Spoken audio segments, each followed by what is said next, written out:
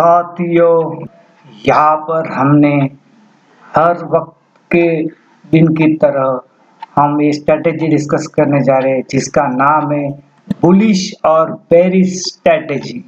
ये स्ट्रैटेजी का नाम है, ये हम लोग देखने जा रहे हैं 13 जून 2022 के लिए क्या रेजिस्टेंस होगा, क्या सपोर्ट होगा, क्या बुलिश ट्रैप होगा, क्या बेरिश ट्रैप होगा, ये हम लोग इस स्ट्रैटेजी के अनुसार देखने जा रहे हैं।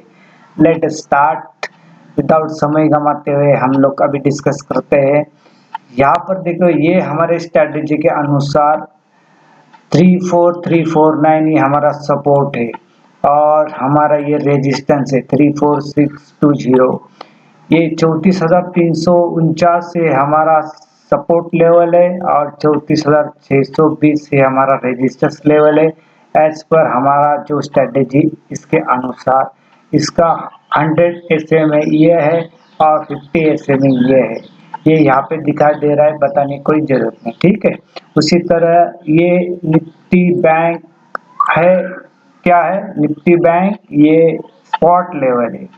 ये क्या है, इन निफ्टी 50 है, ये स्पॉट लेवल है। तो इस निफ्टी 50 का सपोर्ट क्या है, 16,152 और रेजिस्टेंस क्या है, 16,253। ये हमारे स्ट्रेटेजी के अनुसार ये सपोर्ट और रेजिस्टेंस यहाँ पे प्लॉट किया हुआ है, ठीक है।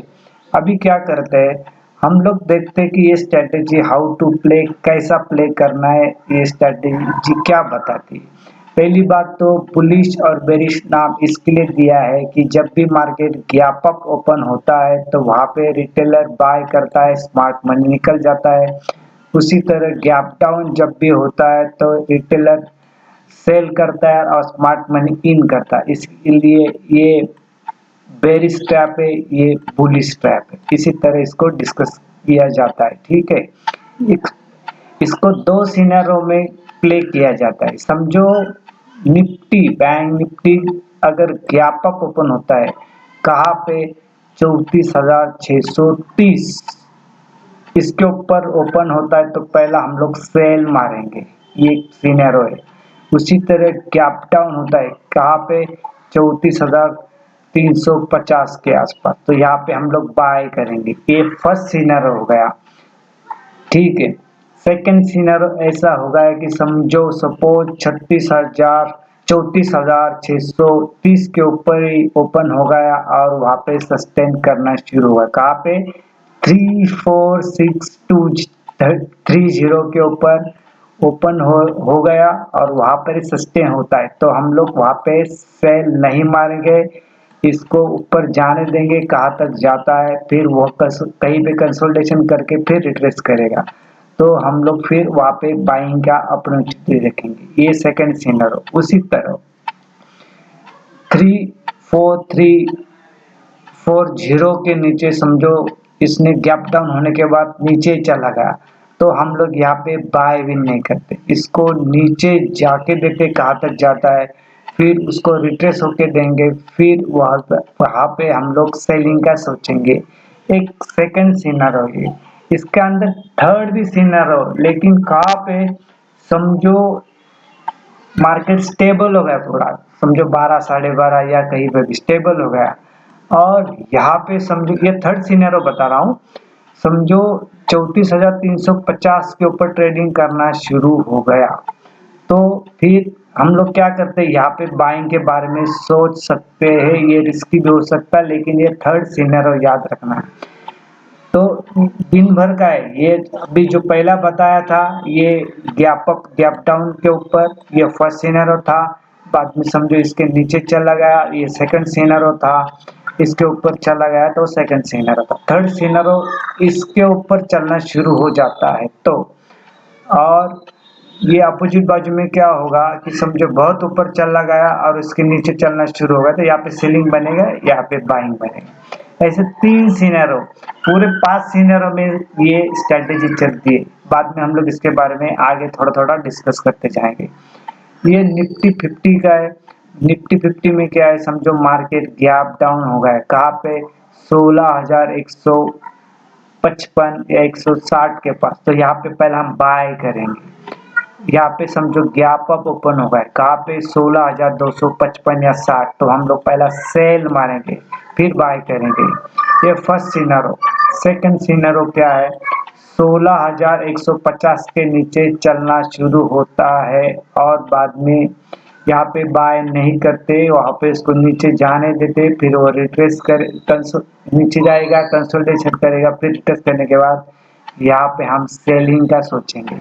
उसी तरह गैप अप ओपन होगा 16,260 के ऊपर और वहाँ पे सस्टेन करना शुरू हो जाता है और फिर वहाँ पे उसको ऊपर जाने देंगे, फिर वो कंसोलिडेशन करेगा, फिर रिटेस्ट करेगा, फिर हम लोग यहाँ पे बाइंग का सोचेंगे, नॉट सेल। ये सेकंड सिनेरियो पूरा क्रिस्टल क्लियर है।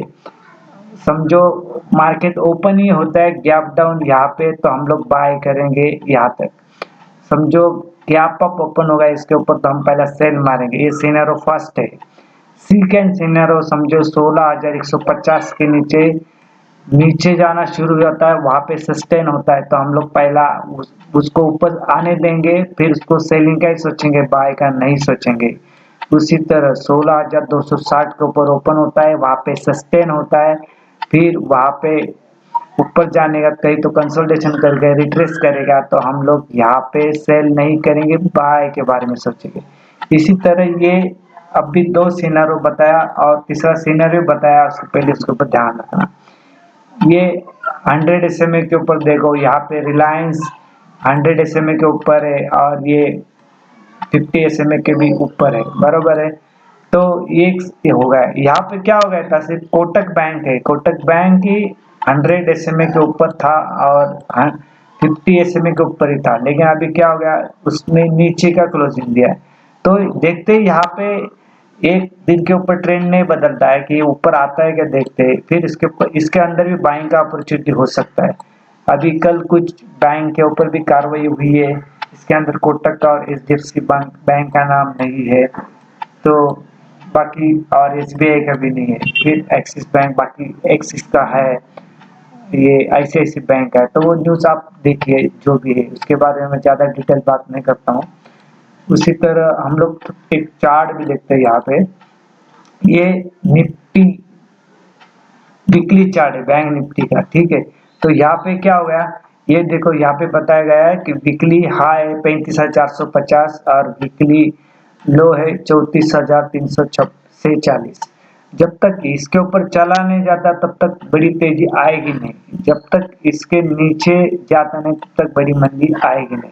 ये स्ट्रॉन्ग सपोर्ट है 33,000 और 32,155, ये याद रखना, ये नोट करके रखना, काम पे आने वाली चीज है, ठीक है।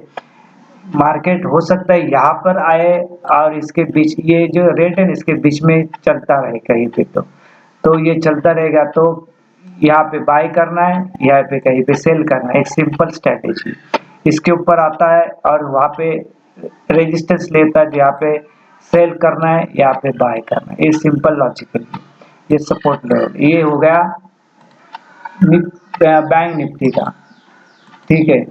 तो हम लोग अभी थोड़ा ये देखते हैं, निफ्टी 50 का भी देखते हैं। निफ्टी 50 का क्या है, यहाँ पे वीकली हाई 16,611 और लो है 16,170 और अभी क्लोज क्या है 16,202। स्ट्रॉन्ग सपोर्ट यह है 15,700। यहाँ पे जब तक इसके ऊपर जाता नहीं तब तक बड़ी तेजी नहीं, जब तक इसके नीचे जाता नहीं तब तक मंदी में नहीं है, याद रखना। लेकिन अभी तो डाउनफॉल दिख रहा है यहाँ पे, तो देखते हैं। और जैसा कि डाउ जोन्स वगैरह है जो करीबन 900 पॉइंट डाउन हुआ है, तो देखते हैं कल कैसा ओपन होता है, तो यहाँ पर ध्यान रखना। फिर हम लोग के पिछले वाला देखते हैं, पिछले वाले वीक के बारे में क्या हो रहा था।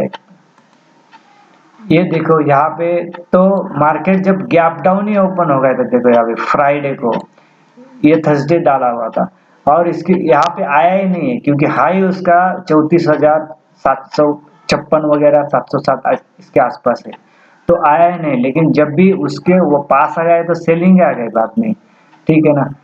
तो यहाँ पे ध्यान रखो, यहाँ पे आया ही नहीं। देखो यहाँ पे रिलायंस देखो करीबन ऊपर जाने के बाद नीचे गिर गया, देखो यहाँ पे। ये कोटक बैंक का भी वैसा हो गया था, देखो ये देखो ये कोटक बैंक का भी। कोटक बैंक करीबन 4% डाउन हुआ है। ठीक है, इसके ऊपर ध्यान बनाए रखना, ये बहुत यूजफुल है। इसका सक्सेसफुल रेशियो करीबन 80%, 70-80% है और बहुत बेहतर ढंग से काम करती है स्ट्रेटेजी। ये क्या होता है, पहले इंट्राडे के लिए, प्योर श्योर इंट्राडे के लिए पहले 45 मिनट के अंदर ही इसके अंदर प्रॉफिट बुक होता है और बेहतर ढंग से काम चलने वाली इंटरनेशनल प्रोफेशनल जो ट्रेडर है ये भी इसके अंदर इस्तेमाल करते हैं ऐसे बुलिश और बेरिश स्ट्रेटेजी। तो यहाँ पे बनाए रखना, सक्सेसफुल, बहुत सक्सेसफुल रेशियो, बहुत बढ़िया, बहुत अच्छा है। सिर्फ आपको इस स्ट्रेटेजी समझना जरूरी है। ठीक है, यहाँ पे ये वीडियो आपने देखा, सुना, समझा और पसंद भी किया, इसके लिए आपका धन्यवाद। Thank you very much.